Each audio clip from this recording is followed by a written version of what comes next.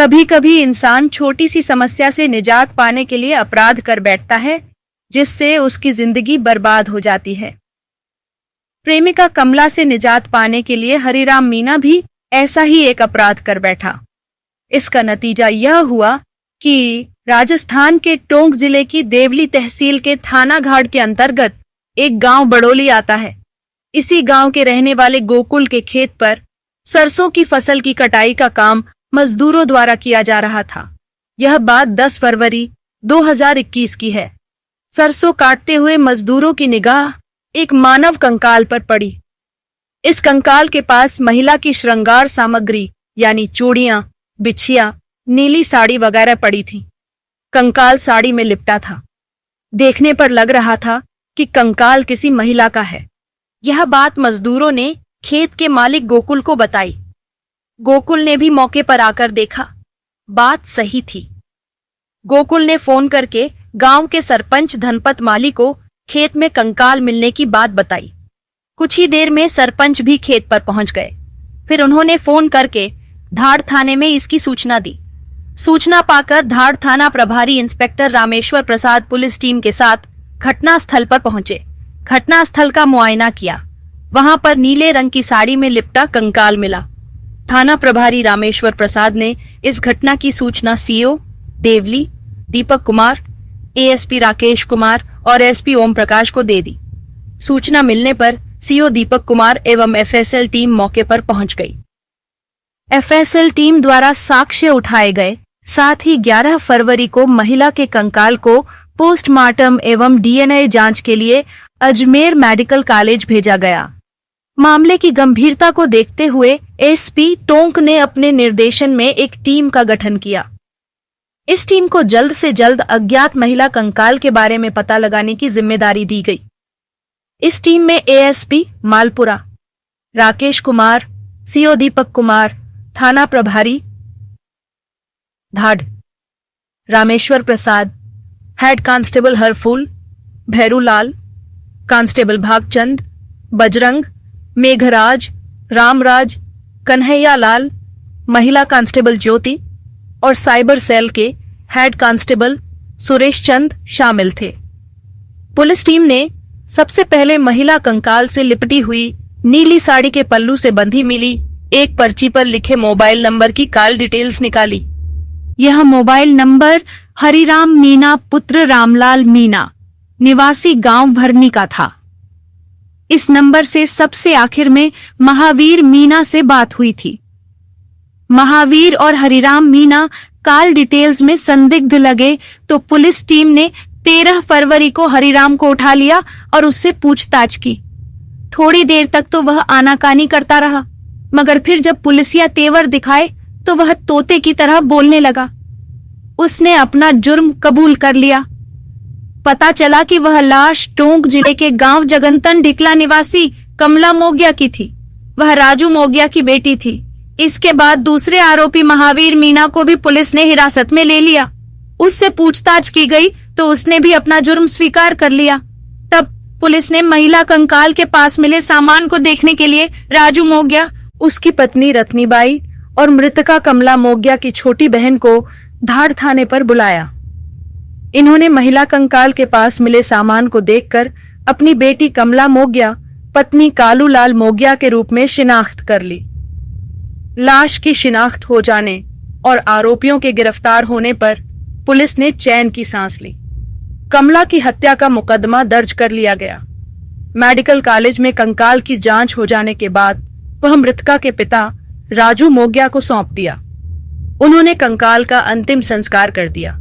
Police ने मृतका के माता पिता राजू एवं रतनीबाई का डीएनए टेस्ट भी कराया ताकि सच सामने आ सके। पुलिस अधिकारियों ने कमला के खून से हाथ रंगने वाले आरोपी महावीर मीना और हरिराम मीना से कड़ी पूछताछ की। पूछताछ में जो कहानी प्रकाश में आई वह कुछ इस प्रकार से है। कमला मोगिया की शादी आज से करीब 10 साल पहले कालूलाल मोगिया से हुई थी। कमला के माता पिता ने गरीबी में जीवन गुजारा था, मगर अपनी बेटी कमला की हर ख्वाहिश पूरी की थी। कमला सांवले रंग की आकर्षक नैन नक्श की नवयौवना थी। शादी के बाद उसे कालूलाल जैसा मेहनतकश इंसान पति के रूप में मिला था। वक्त के साथ कमला 3 बच्चों की मां बनी। ये तीनों बेटे हैं। इस समय इनकी उम्र 7 साल, 5 और 3 साल है। कालूलाल मेहनत मजदूरी में दिन रात खटता था। इस कारण वह थका मांदा रात को घर लौटकर खाना खाकर बिस्तर पर पड़ता और सो जाता था। कालू की पत्नी कमला की हसरतें अभी जवान थीं। वह चाहती थी कि उसका पति उसे बाहों में लेकर आनंद लोक की सैर कराए, मगर कालू की हाड़ तोड़ मेहनत ने उसे थका दिया था। अगर इंसान के तन की ज्वाला ठंडी नहीं हो तो वह बहकने लगता है। अपने सुख के लिए उसके कदम बहकने लगते हैं। कालू तो अपनी बीवी और बच्चों के भरण पोषण के लिए रात दिन मेहनत मजदूरी कर रहा था। वहीं कमला अपने देह सुख के लिए अपने जुगाड़ में लगी थी।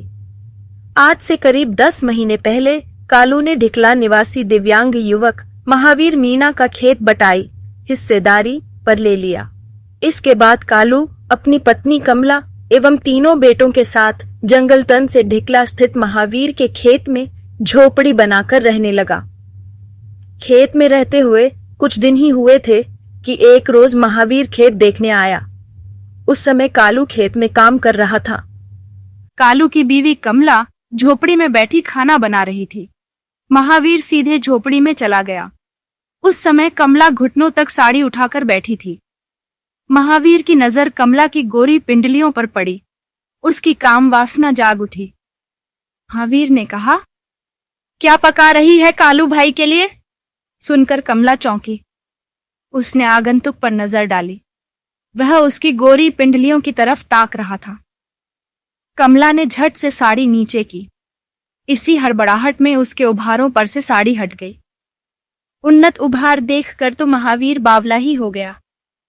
कमला ने साड़ी को ठीक किया और बोली, आपको पहचाना नहीं? मैं महावीर हूं। यह खेत मेरा ही है। सुनकर कमला बोली, अच्छा, तो आप महावीर जी हैं। आइए बैठिए, मैं चाय बनाती हूं। महावीर खटिया पर बैठ गया। कमला चाय बनाने लगी। तभी कालू भी आ गया। महावीर और कालू बातें करने लगे। कमला चाय बना लाई। सभी ने चाय पी। इसके बाद महावीर ने कहा कि कोई चीज चाहिए तो बोल देना, परेशान मत होना, मुझे अपना ही समझना। इसके बाद महावीर खेत में फसल देखकर गांव चला गया। महावीर की आंखों में 3 बच्चों की मां कमला का मादक बदन बस गया। वह सारी रात उसे पाने का षड्यंत्र मन ही मन करता रहा। महावीर 2 दिन बाद फिर खेत जा पहुंचा। खेत तो बहाना था, उसे तो कमला को रिझाना था। इस कारण वह दुकान से बच्चों के लिए खाने पीने की चीजें भी लाया था। कमला से महावीर हंसी ठिठोली करने लगा। वह उसकी सुंदरता की तारीफ भी करता था। कमला द्वारा बनी चाय का बखान भी करता था। महावीर इसके बाद अक्सर 2 से 4 दिन बाद खेत जाने लगा। वह कमला को ललचाई नजर से देखता। उस रोज कालू काम से कहीं गया हुआ था। महावीर आ गया खेत पर। कमला से पता चला कि कालू शाम तक घर लौटेगा। बस उस रोज महावीर ने बिस्कुट भुजिया देकर बच्चों को झोपड़ी से बाहर खेलने भेज दिया। उसके बाद महावीर ने कमला से पूछा, लगता है मेरा आना तुम्हें अच्छा नहीं लगता? नहीं नहीं, ऐसी कोई बात नहीं, मुझे तो तुम बहुत अच्छे लगते हो, कमला ने कहा। सुनकर महावीर ने आव देखा न ताव कमला को बाहों में भर लिया। थोड़ी सी नानुकुर के बाद कमला ने अपना तन महावीर के हवाले कर दिया। महावीर और कमला वासना के दरिया में गोते लगाने लगे। कमला को महावीर ने ऐसा शारीरिक सुख दिया कि वह उसकी दीवानी हो गई। कमला भूल गई कि वह शादीशुदा और 3 बेटों की मां है। उसके ये बहके कदम उसे कहीं का नहीं छोड़ेंगे। अवैध संबंधों का परिणाम बहुत खतरनाक होता है। कमला को जो शारीरिक सुख महावीर ने कई बरसों बाद दिया था, उस सुख की खातिर वह अपने पति और बच्चों तक को ताक पर रखकर महावीर के साथ भाग जाने को तैयार हो गई थी। कालू शरीफ था। उसे पता नहीं था कि उसकी गैर मौजूदगी में उसकी बीवी गैर मर्द के साथ रंगरलियां मनाती है। वह तो सोचता था कि महावीर अपनी खेती देखने आता है, जबकि महावीर तो कमला से मिलने आता था। कालू वहीं खेत पर रहता था। इस कारण कमला और महावीर का मिलन नहीं हो पाता था। ऐसे में वासना की आग में जल रहे महावीर और कमला ने योजना बनाई कि वे दोनों चुपके से भाग जाएंगे। महावीर ने कमला से कहा, मैंने देवली में कमरा किराए पर ले लिया है, तुम वहीं रहना, मैं भी आता जाता रहूंगा। बाद में जब सब कुछ ठीक हो जाएगा तब मैं तुमसे शादी कर लूंगा और बच्चों को भी अपना लूंगा। सुनकर कमला बहुत खुश हुई। करीब 7 महीने पहले एक रोज कमला बिना कुछ बताए कहीं चली गई। महावीर योजनानुसार कमला को लेकर देवली कस्बे पहुंचा और किराए के कमरे में कमला को छोड़कर वापस गांव ढिकला आ गया ताकि उस पर कोई शक न करे। उधर पत्नी के अचानक गायब हो जाने पर कालू को कुछ भी समझ में नहीं आ रहा था कि उसकी पत्नी गई तो गई कहां। कालू ने उसकी बहुत खोजबीन की, रिश्तेदारी में ढूंढा, मगर कमला का कोई पता नहीं चल सका। उसे जमीन खा गई थी या आसमान निगल गया था। थका हार कर कालू ने थाना दूनी में कमला की गुमशुदगी दर्ज करा दी। पुलिस ने उसकी कोई खोजबीन नहीं की। पुलिस वालों ने कहा कि कहीं गई होगी, अपने आप आ जाएगी, गरीब की भला कौन सुनता है। कालू बीवी की खोजबीन करके थक गया। वह अपने 3 बच्चों की परवरिश करने लगा। कालू लाल अब बच्चों की देखभाल करने लगा। उसका काम धंधा छूट गया था। कालू काम पर जाए तो बच्चों की देखरेख कौन करे। इस कारण कालू अपनी बीवी के वियोग में मासूम बच्चों को जैसे तैसे पालने लगा। उधर महावीर का जब मन होता तो वह देवली जाता और कमला के साथ रंगरलियां मनाता। वह कभी गांव तो कभी देवली में प्रेमिका कमला के साथ रातें रंगीन कर रहा था। कुछ समय बाद महावीर ने कमला को देवली से निवाई कस्बे में किराए के कमरे में शिफ्ट कर दिया। महावीर अब निवाई में कमला के साथ मौज मस्ती करने लगा। कमरे का किराया और कमला के खाने पीने का सारा खर्च महावीर मीना उठाता था। महावीर निवाई में 2 दिन रहता, फिर गांव ढिकला जाता। गांव में 2-3 दिन रहता, फिर निवाई कमला के पास चला जाता। महावीर के निवाई से वापस गांव जाने के बाद कमला अकेली रह जाती थी। वह बमुश्किल समय अकेले काटती थी। ऐसे में कमला ने तय कर लिया कि वह अब महावीर के साथ ढिकला जाकर रहेगी। उसे अपने बच्चों की भी याद सता रही थी। महावीर जब जनवरी के दूसरे हफ्ते में निवाई कमला से मिलने आया तब कमला ने उससे कहा कि अब वह यहाँ अकेली नहीं रहेगी। कमला ने दबाव बनाया कि वह अपने साथ उसे गांव ढिकला में रखे और बच्चों को भी अपनाए। सुनकर महावीर मीना के हाथों के तोते उड़ गए।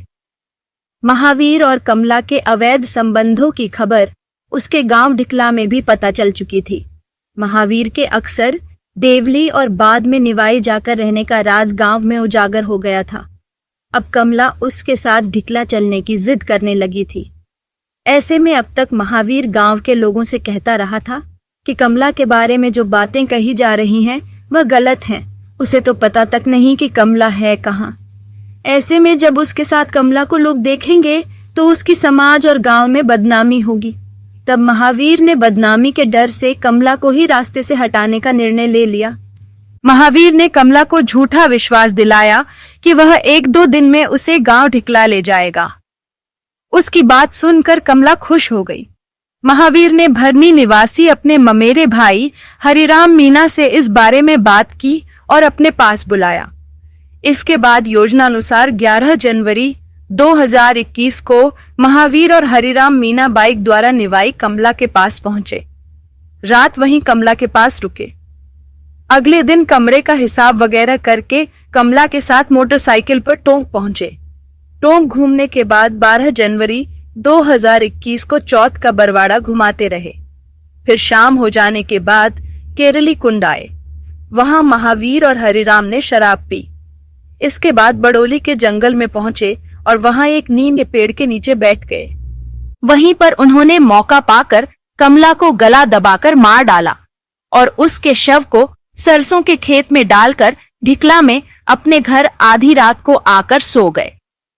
कमला ने हरिराम के मोबाइल नंबर की पर्ची अपनी साड़ी के पल्लू में बांध रखी थी ताकि कभी उससे बात करेगी। इसी पर्ची ने पुलिस को हत्यारों तक पहुंचा दिया।